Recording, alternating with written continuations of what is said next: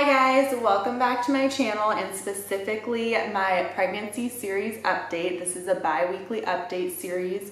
Right now I'm just finished up week 11 and 12 of my pregnancy, and in these series I just update you on what's going on with me physically, emotionally, lifestyle changes, updates on doctor's appointments and things like that. So I'll be checking my phone just to remind myself because I take notes as I'm going along. And if you want to look at past videos, definitely check those out. They're all on the same playlist. So week 12, end of week 11 was definitely a turning point for me. And I really hope if you're on this journey is for you too, because I would say week 8, 9, and 10 were probably my worst as far as not feeling so great. So I definitely feel like I hit a corner as far as just more energy. I didn't feel like I needed to go to bed immediately when I got home from work. So energy wise, and then just even energy when I was exercising, I wasn't as out of breath. I wasn't dreading it as much. And I normally love to work out. So I feel like that dread and difficulty in my exercise has definitely decreased, which is great.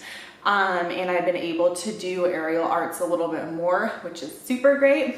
And then the main thing that was bothering me as far as in addition to tiredness was just not being able to eat normal meals. I just felt like I was snacking on a lot of salty snacks like pretzels and goldfish, just whatever didn't make my stomach feel so bad. And so I feel like in between week 11 and 12, I was finally able to start eating more normally, which was great because I wanted to incorporate in more food groups, obviously, than just salty carbs. So I've been able to eat a little bit healthier. I actually lost 2 pounds, but that could have just been water weight, a random time that I weighed myself. So I don't think that's anything to be concerned about. As far as doctor's appointments and things, so what we did, because the state of and I'll go into the genetic testing a little bit more, but the state of California won't give you a discounted or free California genetic test if you do the NIPT test. So what I did was I told the doctor I wanted to hold off on the NIPT test so I could go ahead and get the California one done. And then my husband and I would maybe decide later if we want to do the NIPT, even though we knew we were going to. So I got my blood drawn for the California genetic test, but haven't gotten any results back yet.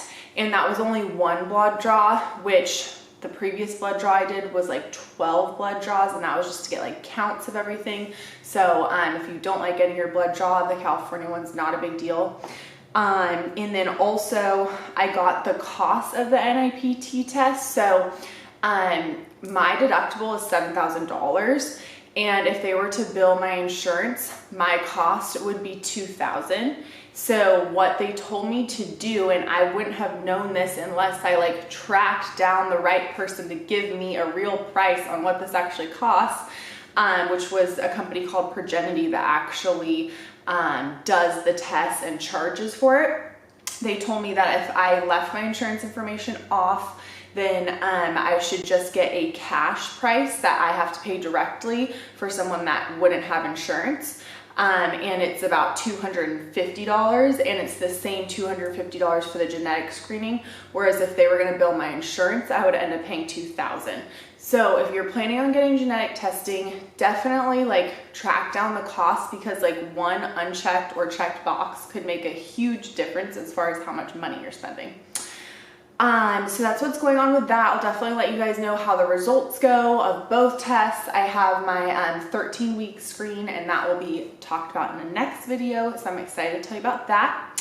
And then also I did receive my first baby boxes, and I'll be doing another video where I go over different freebies that you can get and register for. This is just one of them, and it has a bunch of goodies in it, and they're completely free. And then also my mom sent me this picture, which I thought was super cute because I don't know if you guys can see this, I might slide it over the video, but she is gonna give birth that month the picture was taken, and I was like, okay, she looks pretty good. So that was like comforting to see that she didn't just like balloon up everywhere. She stayed pretty thin. So I'm excited about that, because I don't mind gaining the weight, but I just don't want to like overindulge and like gain too much weight where it's really hard to get back on track.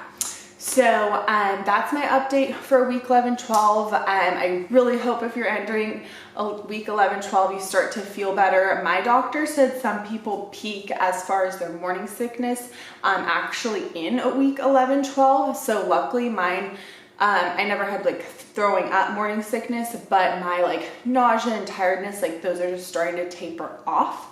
So I really hope you start feeling better, and if you are moving into week 11 and 12, or you are there already, you've only got 1 week left to go, and then week 14, you are in your second trimester.